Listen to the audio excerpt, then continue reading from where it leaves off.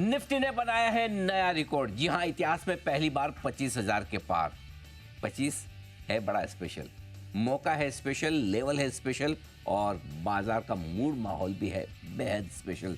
तो क्यों ना एक ऐसा शो किया जाए एक स्पेशल मेहमान के साथ जो आपको बताए कि 25,000 के बाद क्या अब भी मौके हैं पैसा बनाने के। तेजी है तो कितनी और कितनी बड़ी और कितनी लंबी, और कहाँ पर आपकी बनेगी वेल्थ। और इसके लिए उस स्पेशल मेहमान को कुछ ना कुछ स्पेशल क्वालिटीज़ होना भी बहुत ज़रूरी है। तो आइए पहले मैं उनकी कुछ क्वालिटीज़ आपके सामने रखूं। हम मुलाकात करेंगे प्राइम सिक्योरिटीज़ के ग्रुप सीईओ और मैनेजिंग डायरेक्टर एन जय कुमार साहब का, जिन्होंने करीबन 7 साल बिताए हैं सिटी बैंक में और सिटी ग्रुप में। अलग अलग पोस्ट पर उन्होंने 1985 से लेकर 1992 तक काम किया है। और जब ये काम किया तो उन्होंने सारे मनी मार्केट ले लीजिए, ट्रेजरी ले लीजिए, मर्चेंट बैंकिंग ले लीजिए, कॉर्पोरेट फाइनेंस ले लीजिए, फाइनेंस कंट्रोल वाला काम ले लीजिए, ये सारे काम सिटी ग्रुप जैसी बड़ी संस्था में किए। और उसके बाद 1992-93 से उन्होंने अपनी कंपनी प्राइम सिक्योरिटीज़ के सीईओ और एमडी के तौर पर ऐसे कंपनी को आगे बढ़ाया है। जो दो बेस्ट क्वालिफिकेशन का एक कॉम्बिनेशन हो सकता है हिंदुस्तान में। अगर आप कहते हैं कि स्कॉलर कौन है पढ़ाई में, तो वो जो दो सबसे बढ़िया क्वालिफिकेशन मानी जाती है और उसका कॉम्बिनेशन आप आईआईटी कर लें, आईआईएम कर लें, और वो भी टॉप क्लास इंस्टीट्यूट से। तो आईआईटी दिल्ली से आपने बीटेक में मैकेनिकल की डिग्री हासिल की है और आईआईएम अहमदाबाद। अब इससे बढ़िया क्या हो सकता था। ऐसे एन जय कुमार साहब हमारे साथ कार्यक्रम में शामिल हो रहे हैं। सर बहुत बहुत स्वागत है, धन्यवाद समय देने के लिए, स्टूडियो में आने के लिए। बहुत बहुत शुक्रिया। मुझे इतनी ऊंची मतलब जो आपने मैंने कुछ नहीं किया सर, जो आपने किया वही बताया मैंने। और लंबे समय से हमारी मुलाकात ड्यू थी, लेकिन आज आपने समय दिया और आप आए sir. Thank you so much, really great. आपसे बहुत सारी बातें करनी है। स्पेशली पहले आपको बधाई देना चाहता हूँ। मैंने इसी मौके के लिए आपको बचा के रखा था। मैंने कहा जिस दिन 25,000 होगा ना, जय सर को मैं बुला के लाऊंगा और निफ्टी मार्केट 25,000 अपने आप में एक माइलस्टोन है, बड़ा लेवल, अच्छा लगता है सुनने में। क्या मायने है, आप इस 25,000 में क्या देखते हैं? एक्चुअली 25,000 हमको ये याद दिलाता है कि हम इंडिया में हैं, एक बुल मार्केट में हैं।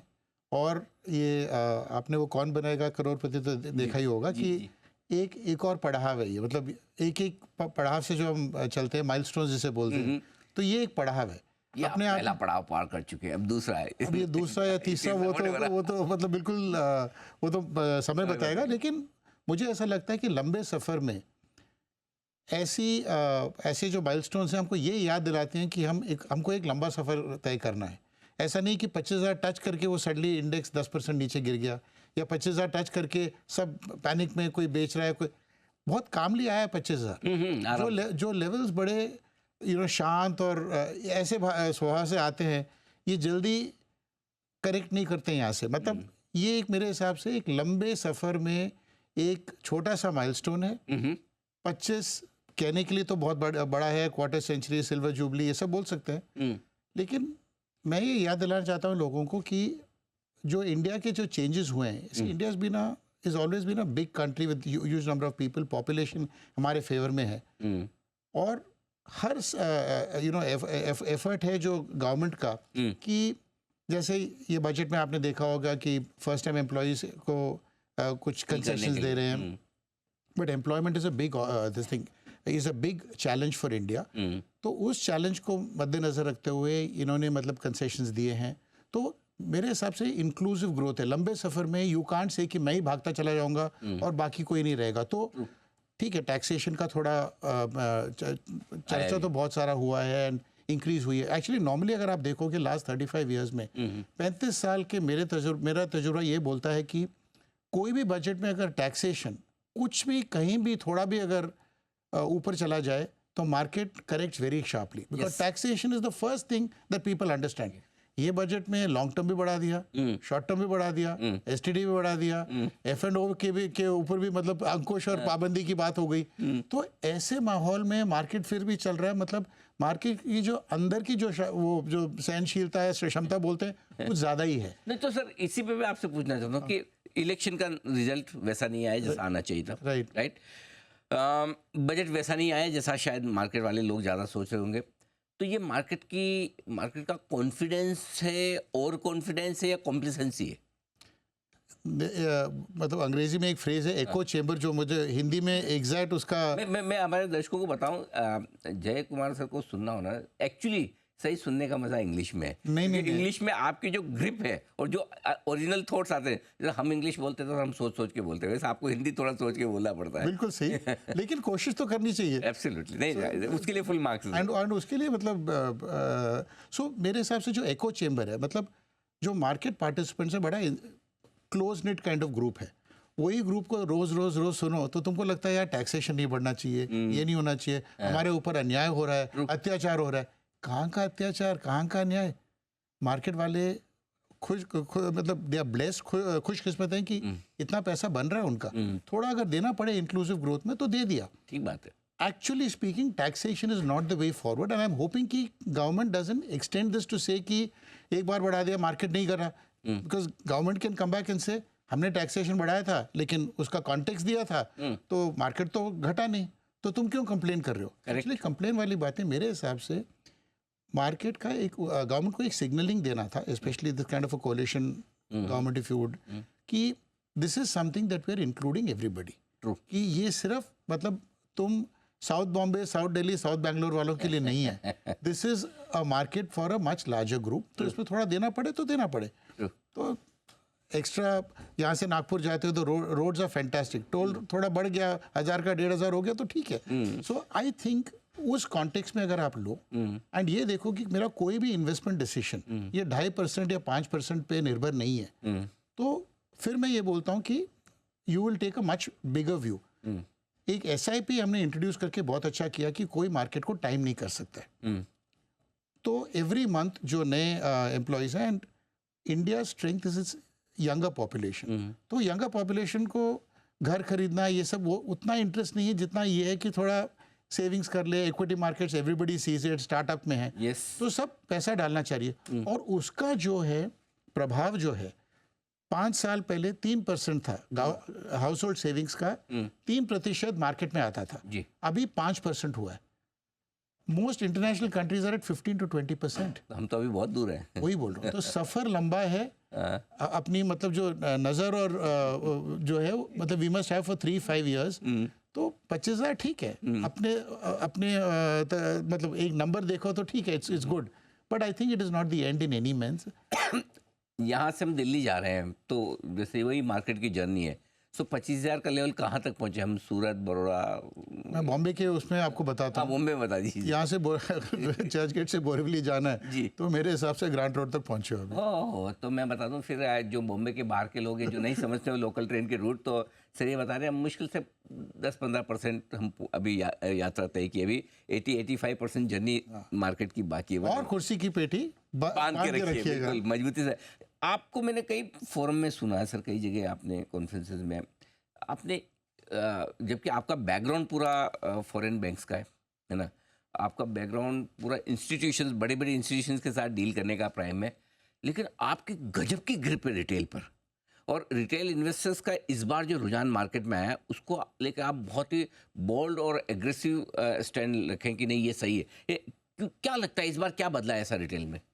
मैं सिर्फ उदाहरण इस तरीके का दूंगा कि 1980 से लेके 2020 तक जो USA में हुआ है, पेंशन प्लान 401k प्लान बोलते हैं, और इंडिविजुअल पैसा आया है, 30-40 साल की तेजी में चली है, क्योंकि अल्टीमेटली इंडिविजुअल पैसा आया है, individual savings, and as the population gets younger world wide, अगर आप देखोगे जो और एग्जांपल मैं ऐसे वॉरेन बफेट का भी दूंगा, जैसे उनको 60 साल की उम्र में उनका नेटवर्थ वाज 1 बिलियन, 90 साल की उम्र में उनका net worth is close to 100 billion और मोर देन दैट। तो बहुत कुछ एक्सपीरियंस से हुआ है, लेकिन उनका जो पोर्टफोलियो डाइवर्सिफिकेशन था और जो पोर्टफोलियो डाइवर्सिफिकेशन इस जनरेशन का है बहुत अलग है।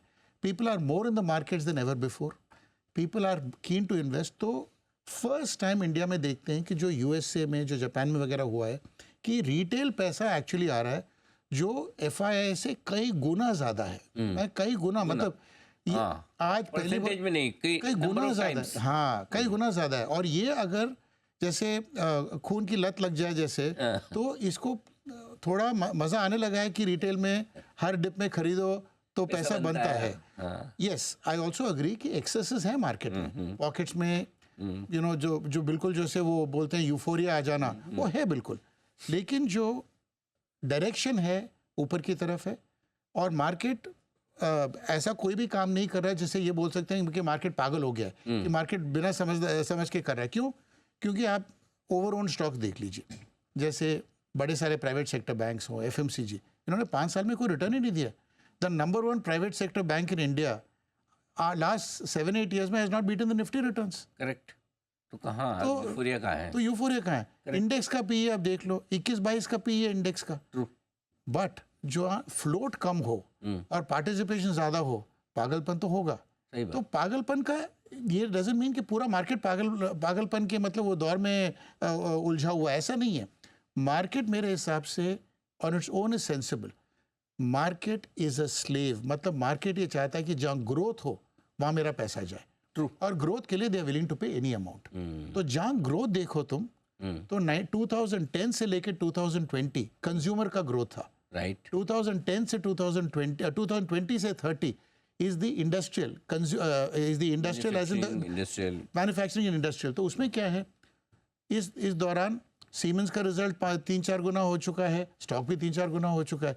पहले भी 100 पी था, आज भी 100 पी है। तो इसमें उसमें अगर आप तब पागलपन नहीं बोले तो आज क्यों बोलेंगे पागलपन है? ठीक बात है। और उस टाइम क्या हुआ था, ये रिटेल का दौर था, HDFC चलता था, बजाज चलते थे, अभी REC चलता है, PFC चलता है। Correct. उनका कोई रिटेल से लेना देना नहीं है, वो तो इंडस्ट्रियल ग्रोथ के बेसिस में वो लोग करें। तो मार्केट का थिंकिंग ये है कि जहाँ पोर्टफोलियो या की बढ़ोतरी हो रही है उस सेक्टर में ज़्यादा अगर बैक करो तो they are paying for growth. And ये बिल्कुल मत भूलिएगा कि market is not irrational, market is paying for growth. लेकिन ग्रोथ में FMCG 3-5% आज ग्रोथ है, कल 10-12% पे आप उसको 60-70 पी देते थे। करेक्ट। तो आज इंडस्ट्रियल ग्रोथ वो है तो आप क्यों नहीं दोगे वो पी? तो कहने के लिए तो ये पैरेलल्स हैं। और जहाँ ओवर ओन्ड है, मतलब जहाँ जनता खड़ी है, सबको पैसा तो नहीं बन सकता किसी सब, राइट। तो वहाँ पैसे नहीं बन रहे हैं। तो फॉरेनर्स का पोर्टफोलियो इंडिया में 60% is in the over owned spaces. Technology देख लो जहाँ चैलेंजेस हैं, फाइनेंशियल्स देख लो वहाँ चैलेंजेस है, FMCG देख लो वहाँ चैलेंज है, कैपिटल अपना इंडस्ट्रियल्स में है इतना नहीं है, न्यू एज कंपनीज में है इतना नहीं है। तो I think the mood is you have to identify. तो अभी भी रिसर्च का ये नहीं कि इंपॉर्टेंस नहीं है, लेकिन you have to do research to figure out where the opportunities for growth are, और जहाँ ओनरशिप कम हो। तो आपको सर इंडिया में कहाँ ग्रोथ होती दिख रही है? जब अगर इतना बड़ा और लंबा बुल रन चलना है इंडिया में, हाँ। तो क्या चलेगा और इसकी लीडरशिप कहाँ होंगी? सो आई थिंक अगर आप देखोगे रोटी कपड़ा मकान के बाद पीपल से डेटा, डेटा का एक मतलब, now data means everything link to telephony, everything link to the infrastructure. तो ऑब्वियसली इंडस्ट्रीज आपको सिर्फ 3 प्लेयर्स ही रह गए हैं, बड़े प्लेयर्स, बाकी सब कंसोलिडेट हो गए।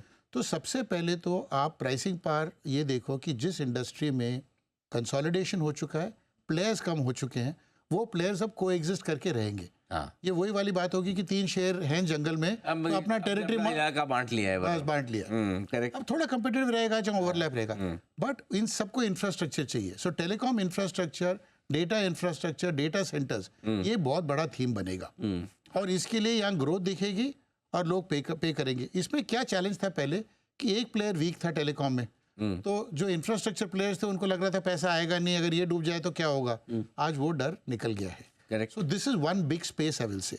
The second big space is pharmaceuticals, because India is the pharmaceutical capital of the world in terms of production. Pharma में तो मुझे ध्यान है सर, सबसे पहले आप बहुत ही पहले काफ़ी जल्दी बुलिश हो गए थे। उस समय तो सब कंपनियों के रिजल्ट खराब आ रहे थे, अमेरिका को लेके सबको डर लगता था कि इनका काम ही नहीं हो रहा है। कि क्या आपने ऐसा देखा है और अब क्या दिख रहा है?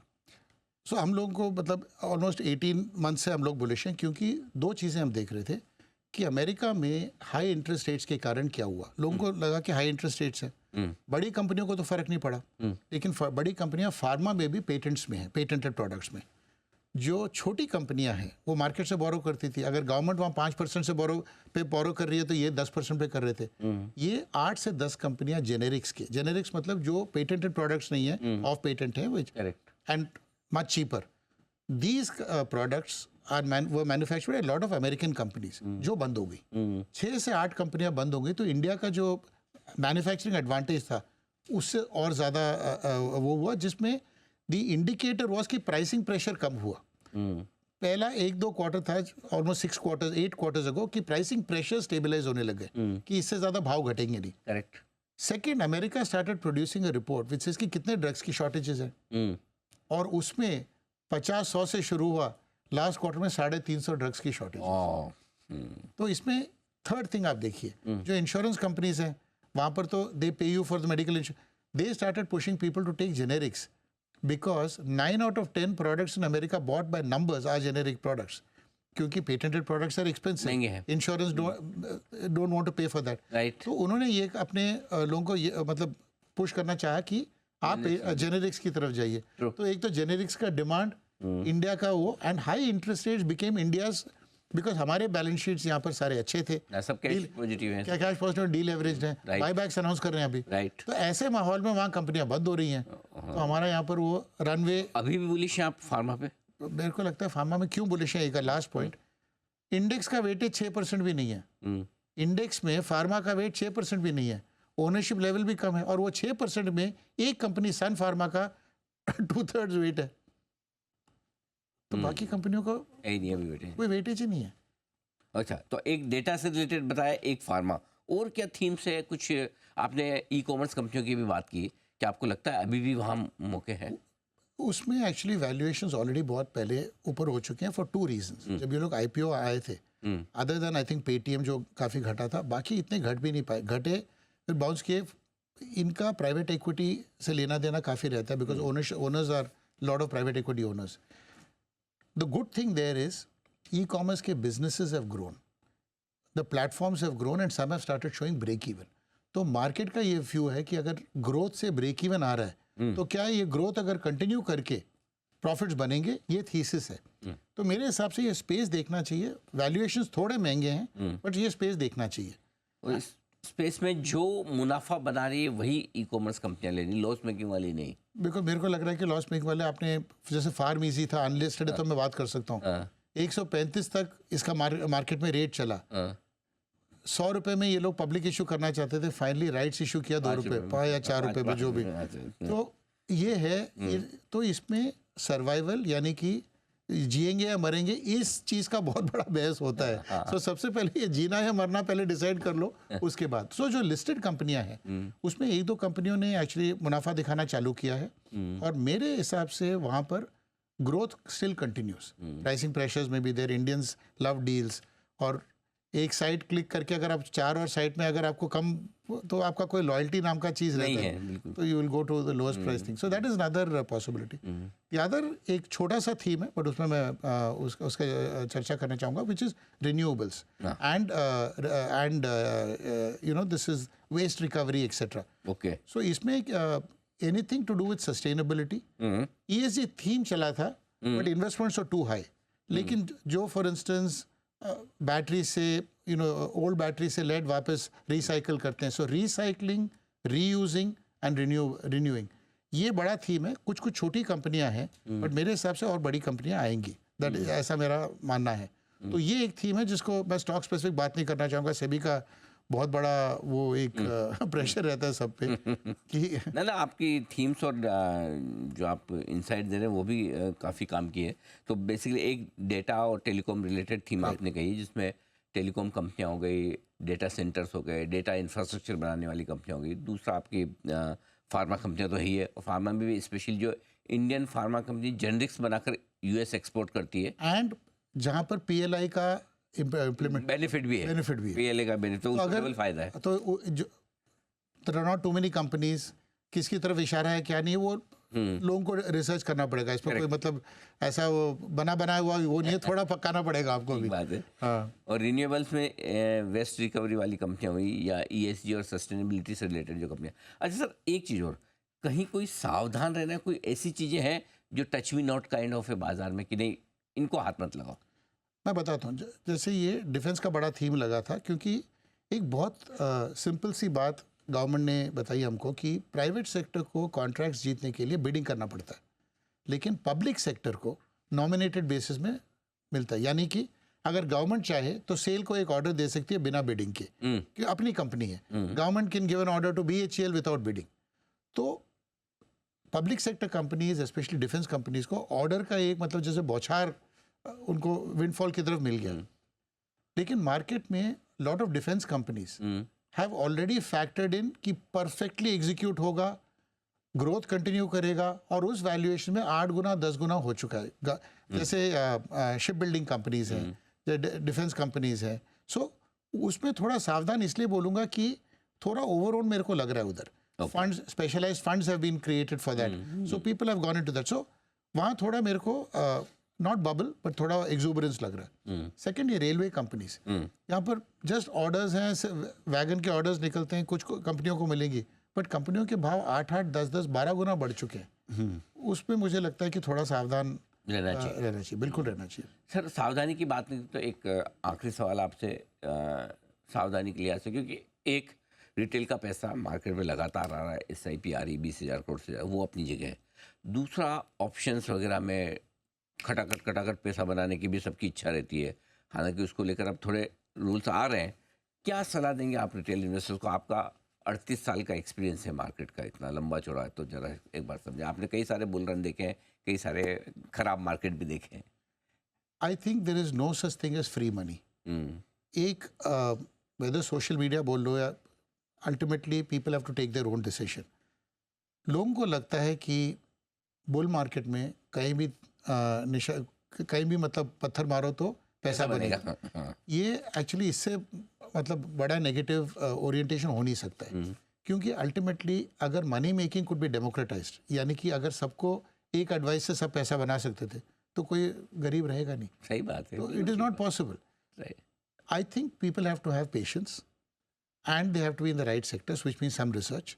तो एक तो है म्यूचुअल फंड्स में देखिए, अगर आपका पैसा धीरे धीरे बढ़ता है तो एक्चुअली कायदे से धीरे धीरे ही बढ़ना चाहिए, वही सही है, वो सही है। अगर आपने and the worst thing for a trader is अगर पहले 3 ट्रेड्स उसके सही हो गए तो अपने आप को भगवान समझता है। तो दैट इज द प्रॉब्लम कि F&O is a highly risky business. जो my feeling is lot size आप 20 और 30 लाख की बात कर, मैं तो बोलता हूँ 50 लाख कर दो, so that the person who is getting into it is not the common person. अगर 90% प्लस, और ये आंकड़े बताते हैं कि 90% लोग पैसा गंवाते हैं, 7 से 8% after all the cost break even, और 2% राकेश झुंझुनवाला बनने की चाह रखते हैं। तो अब आप जानते हो कि ये आई अंडरस्टैंड। तो बिल्कुल इन्वेस्टमेंट करें, लॉन्ग टर्म के लिए करें, रेगुलर तरीके से करें, ये राय है जय कुमार सर की। सर, बहुत बहुत धन्यवाद आपका, बड़ा मज़ा आया आपसे बात करके और काफ़ी इंसाइट भी मिली हमारे इन्वेस्टर्स के लिए कि डेटा और डेटा से जुड़े सारे टेलीकॉम से रिलेटेड सेक्टर, डेटा सेंटर से रिलेटेड स्टॉक्स वो अच्छा कर सकते हैं। फार्मा में तेज़ी थी है और रहेगी। रिन्यूएबल्स और वेस्ट मैनेजमेंट से जुड़ी हुई कंपनियां भी आपके लिए अच्छा इन्वेस्टमेंट का मौका दे सकती है।